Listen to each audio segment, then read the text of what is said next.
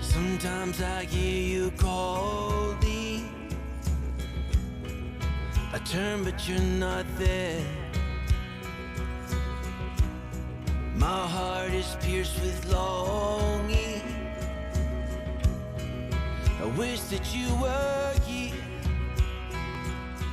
Blessed are those who mourn, for they shall be comforted. My mind instantly goes to the loss of a loved one, that kind of pain and grief that you just can't express.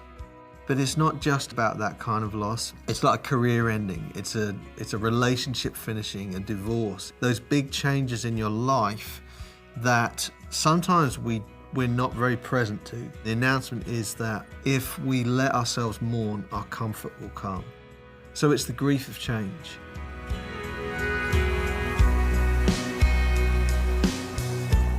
I've known Al Andrews for several years now. I met him at a time when I needed a counselor and a spiritual director at quite a low point. He works for Porter's Call in Nashville. The great thing is that we've become great friends now. I remember when Stu first came in. People come in when they hit a bump in the road of many times, and he'd hit a bump in the road and he wanted to talk about it. And as we began to talk, it wasn't long until we made a real connection. For many months we journeyed and talked about things, and that journey got deeper and deeper and eventually found its way to sorrow. And everybody's journey always finds its way to sorrow. Everybody that you meet every day has this stream of sorrow that runs deep within them. The past, the fact that we don't live in the garden anymore and we want to go home, the fact that things aren't like they should be. Sometimes when people hear the word mourn, they think, oh, we mourn because someone dies, we mourn because something sad happens. And that's true, but I think there's a deeper mourning, and the mourning comes from not only things that have happened to you in your past, but mourning over the fact that you need to change, you need to give up something, something needs to die.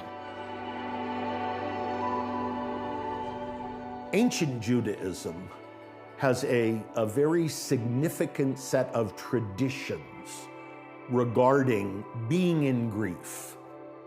Grieving is a necessity of life.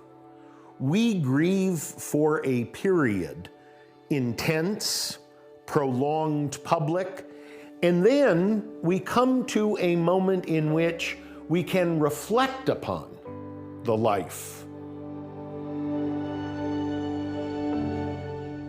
I don't know what happens after I die.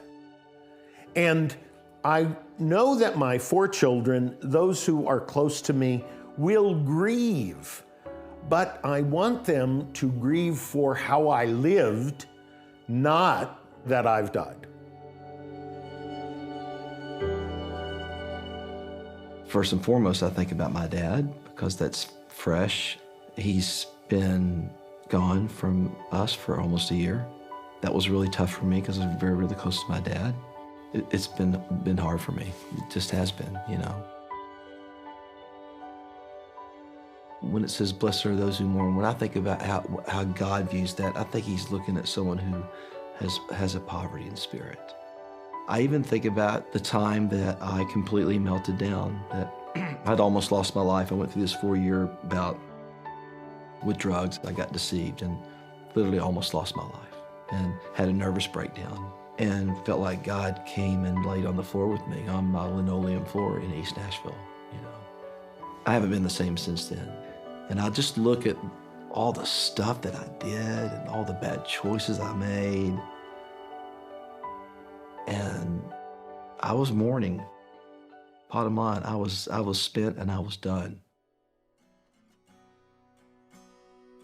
When I thought about the song for Blessed Are Those Who Mourn, I asked Michael if we could use a song that we'd already started to write, and that was called Carry On, and they were the only lyrics we had. So I invited my friend Ian Cron, who's a brilliant author and lyricist, and we crafted a lyric out of Michael's story with his dad. That experience of brokenness, of emptiness, doesn't go away. It's always going to be there. And anytime we believe otherwise, we're setting ourselves up for resentment with God, you know, because this is how it is, right? These are the terms of our lives. We live with both joy and sorrow commingling in our lives.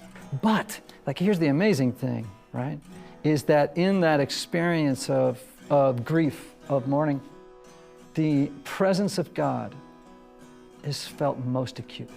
It goes from a soft focus into something very, very real and palpable.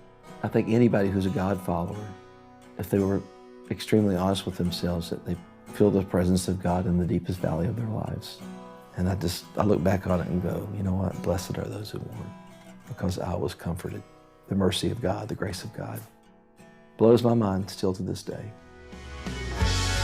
There is another country far away, and I know that I will find you there.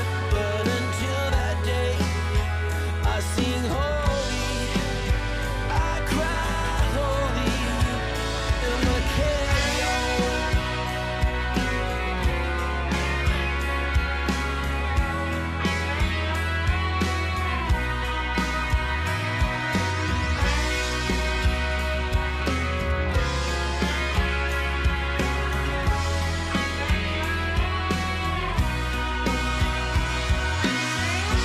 Rolling waves of sorrow, rivers of grief. In the Beatitudes, there's this idea of presence. You know, that when things aren't working out and what we're wanting is certainty, what we're offered is presence.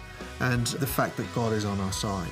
I think there's nothing more terrifying than feeling the worst pain you've ever felt in your life, but feel like you're not being seen. So I think that if it's not you experiencing that pain and that grief, then I think the invitation is to be present to those who are. So I carry on, carry on. I'm gonna carry on, carry on.